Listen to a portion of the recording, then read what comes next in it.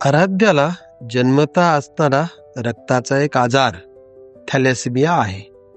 आज दरवेळेस जशी ती दर 3 महिन्यांनी मला दाखवायला येते तशीच ओपीडीमध्ये आली.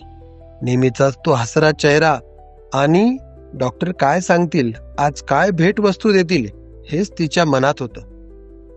मागच्या वर्षभरात तिला योग्य वेळी ब्लड न मिळाल्यामुळे आजचे तिचे रिपोर्ट काही मला चांगले वाटले नाहीत.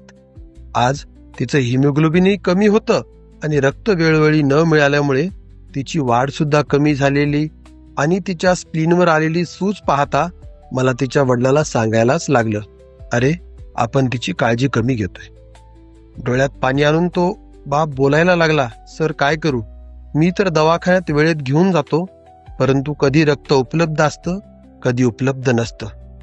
आज अशा प्रकारचे असंख्य लेकरं आपल्या महाराष्ट्रात आहेत, आपल्या देशात आहेत, ज्यांना थॅलेसेमियामुळे वेळोवेळी रक्त देण्याची गरज पडते. आज मी तरुणांना आवाहन करतो की आपण पुढे यावं आणि नियमित रक्तदानाच्या चळवळीमध्ये सहभागी व्हावं, जेणेकरून अशा एखाद्याला वेळेवर रक्त मिळेल आणि त्यांच्या आयुष्याचे आपण काहीतरी चांगल्या कामामध्ये भागीदार बनू. धन्यवाद.